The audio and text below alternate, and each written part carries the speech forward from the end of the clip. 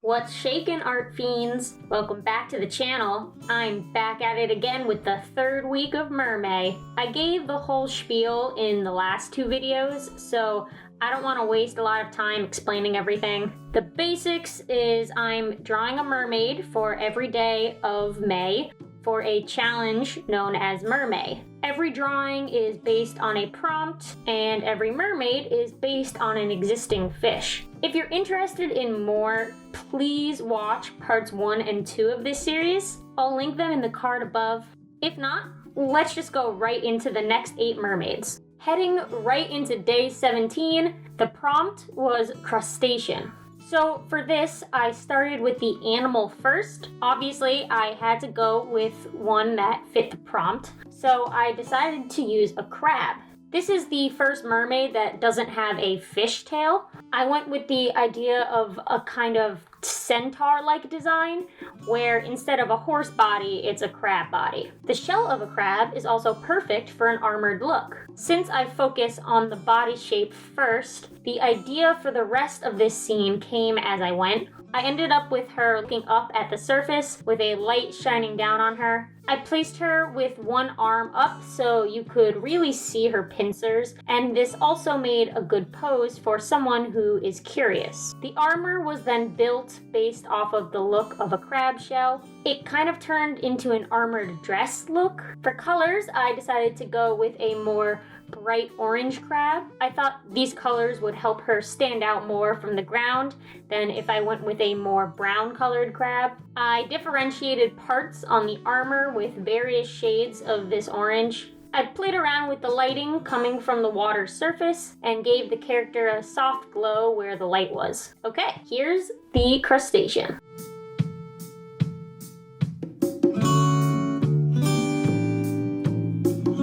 For day 18, the prompt was wreckage. Immediately, I knew I needed to create some kind of shipwreck scene.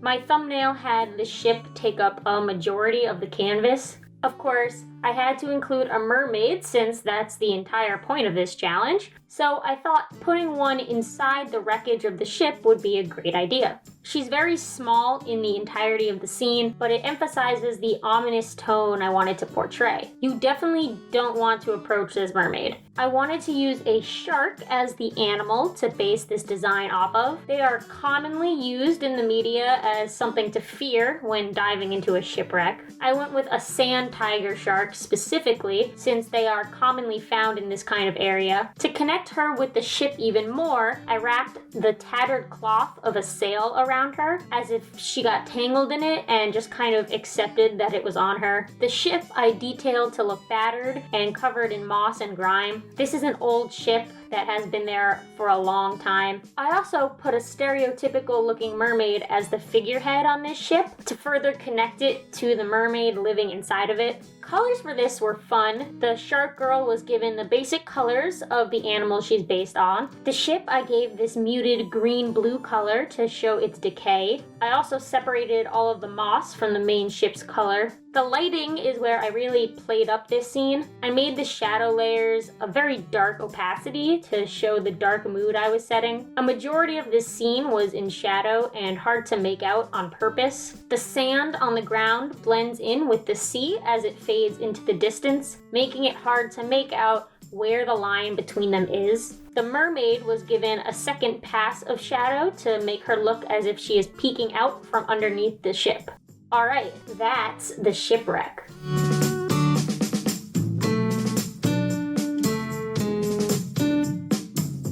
Day 19 was a wild one. The prompt for this day was wrath.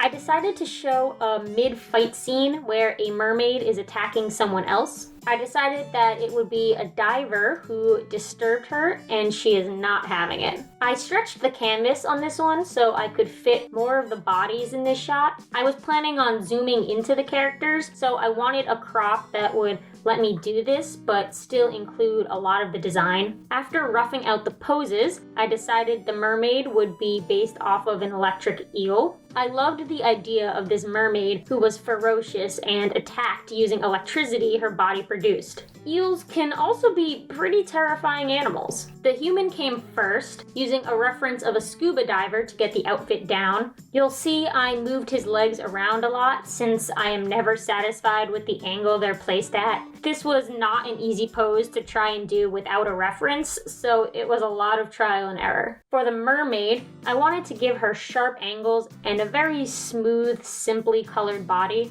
Eels are long, yet simple-looking animals. Most of their look comes from the length of their bodies. So I gave the mermaid long, slanted eyes and a long, pulled-back ponytail to also match this look. Since she is also representing wrath, I decided to give her pointed teeth and claws to help push this. The base colors are pulled straight from my references, even the diver. It's in the shadows where I really pushed the aggressiveness of this scene. Since I decided to have electricity flowing from the mermaid's body, this is our main light source. The shadows are strong and take up most of the characters because of this. I really wanted to push the dramatic lighting to create this intense fight scene. Okay, so here is the wrath-driven mermaid.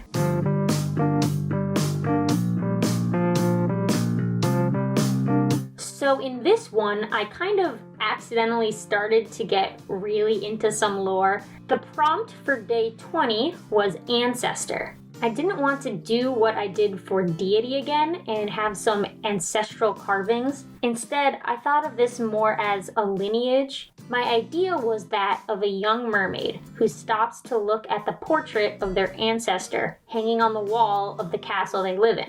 So the first thing was sketching the background. I wanted to show the imposing size of this portrait, so I decided to give it this dramatic angle. I used symmetry to get that perfect equal look on both sides of the canvas. I then sketched the pose of the three figures in this scene: the portrait, the young mer, and a half-seen butler-like mer leading the young one. The scene I imagined was this young mer being led by an adult figure to some type of lesson. They are holding a scroll in their hands that they are going to learn from. On their way, they pass by this large portrait, and the young mer stops to gander at this important ancestor of theirs. So for the designs, I decided to use a coelacanth as the starting point. This is known as the living fossil since it had once been thought to have gone extinct 66 million years ago. They are basically living dinosaurs, the ultimate definition of ancestor. So first I drew the sketch of the portrait. I used Renaissance portraits to get the idea of the pose it should be in. This is actually the first time I've made males in this series. Our first mermen, if you will. I went with male since I wanted to show this kind of ancient lineage, and the images I was basing the portrait off of were patriarchal societies. I had him wear something toga and sash-like. This way it was something I could pass down to the younger mer and also still have it look important. Also, it would stay out of the way of the tail when swimming. The young mer, I also made a coelacanth to match the lineage to the portrait. As for the other mer, since you can't see the entire body, I just gave them a very generic fish-like tail to show that they are much more normal and less important. Now for colors. I gave the portrait and the young mer the same color scheme, again to further show these two are related, the biggest difference being the hair color and the shade of their skin. I thought it would be cool to also have the dots that are on the tail bleed into the body as well, just to connect the two parts together. The other mer was given very bland and generic colors to, again, show how less important they are compared to our subject. I kept the shading very simple for the entire thing. The only place I differentiated was in the portrait. I wanted to show that this was a painting, so I decided to go for a more painterly route in my shading than the cell shading I've been giving my drawings so far. Okay, here is the ancestral line.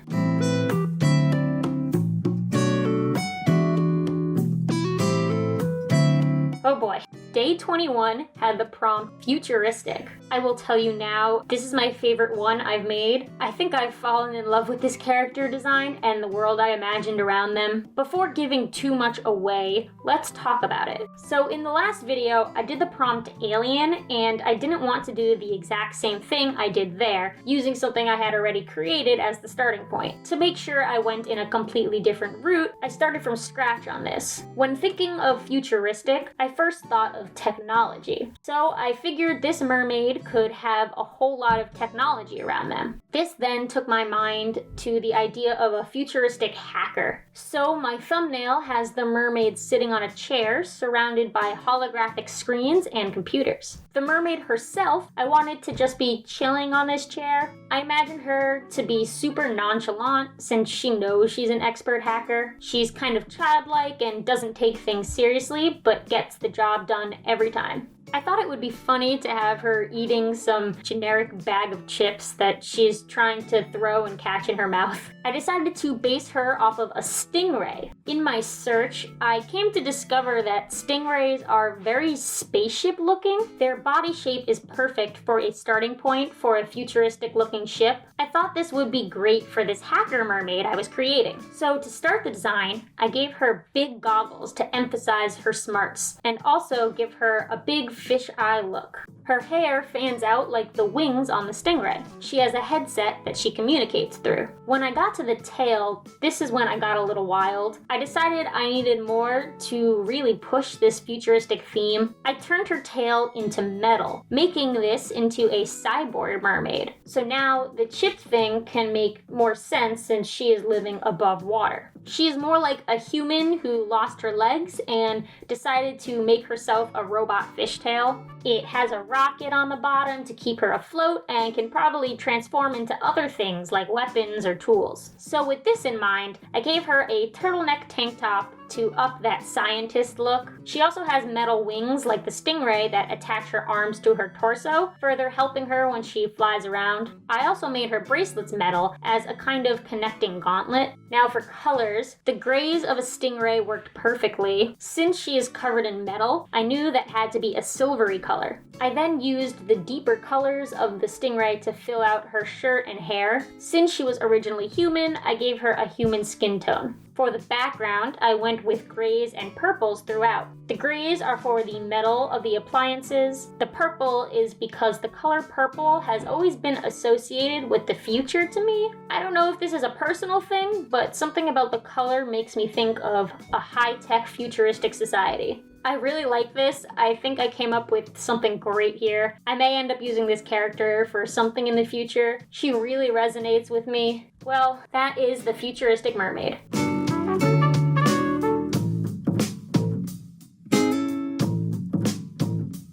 Day 22's prompt was ablaze. I pondered this one for a while before I actually sketched even a thumbnail out. Since this is all about mermaids, the first thing you think of is underwater. Of course, you can't have a fire underwater, so I had to change my direction of thinking with this. To really show the word ablaze, I decided to have a large fire happening on shore while a mermaid looks on in horror. The best place to really push a fire was going to be in a forest, so I decided to have a river flowing between the trees as a perfect place for the mermaid to be. Since this is a river, I decided to have the fish be a striped bass, a very common river fish. A lot of the canvas was going to be covered by the trees and the fire, so the mermaid herself doesn't actually take up a lot of space. I played around with the exact pose a bit. I wanted her to be shocked and terrified, but it was a matter of where to place her arm. In the end, I went with a hand on the face pose, the other arm outstretched, showing that she's in motion to swim away. I imagined that there would be heavy winds because of the raging fire, so I had the hair being blown roughly away to emphasize this. So for colors, I again used direct colors from the fish. I gave her a striped pattern throughout her body to unify the entire thing. Her hair color comes from the striped bass's fins, but I put a subtle gradient to a gray on the tips to also relate back to the fins' colors. As for the rest of the scene, the colors were just that of a forest and a fire, so nothing I had to really think too hard about. For the shading, I wanted it to be dramatic. The fire is going to be lighting up the scene, so the shadows had to be harsh to help push their brightness. I made sure to have harsh highlights to push this light source. I used very subtle gradients in some parts of the background to show the lighting without having to struggle to shade the entire thing. I also added a bright glow around the fire as well. So with that, this is Ablaze.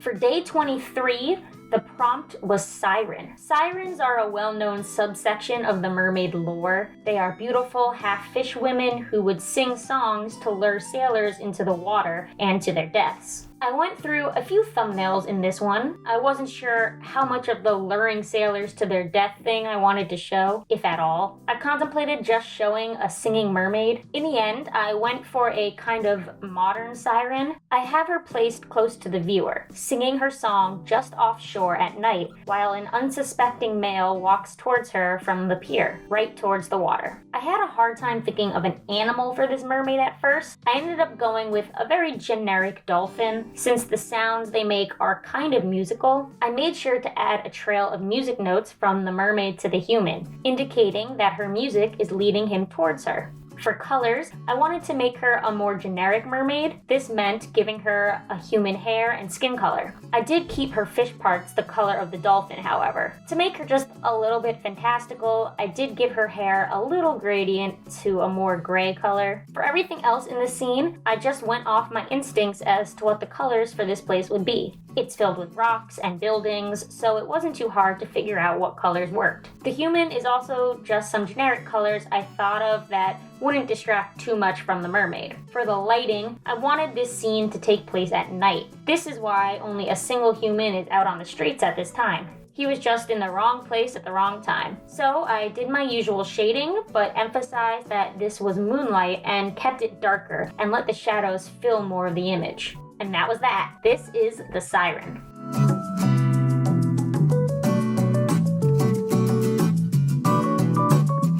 Alright, last one for this video. The prompt for day 24 was treasure. I immediately thought of a sunken treasure, so I knew I was going for some kind of treasure chest in a sunken ship. I decided to have a mermaid discovering the treasure and show her in awe as she sees all of this gold. The animal I decided to base her off of is an octopus. I learned that octopus are pretty smart and are known to steal things right from divers and fishermen's hands. This would work perfectly with this treasure hunter idea I was forming. This mermaid was someone who regularly scavenges in wrecked ships, which is how she came across the treasure chest. This was fun because of the 8 tentacles. Her lower body was something very new, and I had to figure out how they would form from her body. After getting the pose down, I gave her a cloth sling around her shoulder so she has some kind of makeshift holder to put the things she finds in. I also made her hair tentacle-like to match her top half with her lower half. Like the others, I used the colors from the octopus as the colors for the mermaid.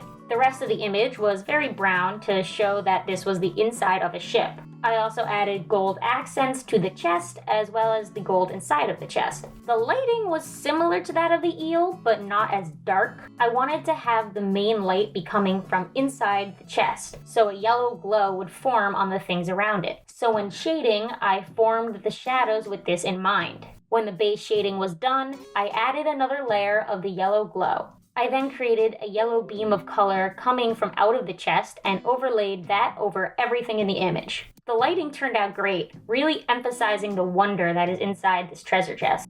And with that, this is the octopus finding lost treasure.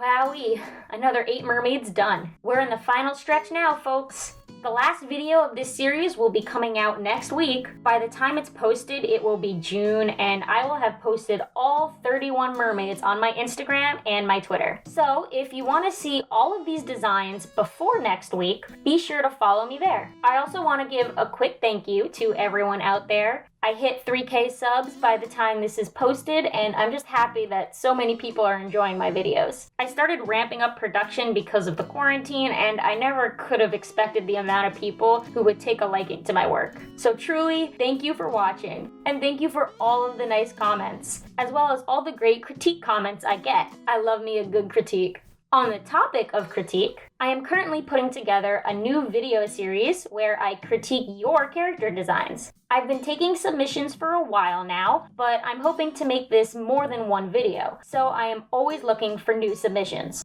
If you are someone who wants their character design critiqued by me, please feel free to join my Discord server, linked in the description. I have a channel specifically for video submissions. I just need a very short description of the character and, of course, an image. This is not going to be about art style or anatomy, so don't worry about any of that. This will only be about character design and nothing else. So if you are comfortable with this kind of thing and want to participate, be sure to come to the Discord. Well, that was a lot of stuff. I hope you enjoyed this Mermay video. Tune in next week for the finale of this series. Like, comment, share, subscribe, all of the things that the YouTubers say. Peace.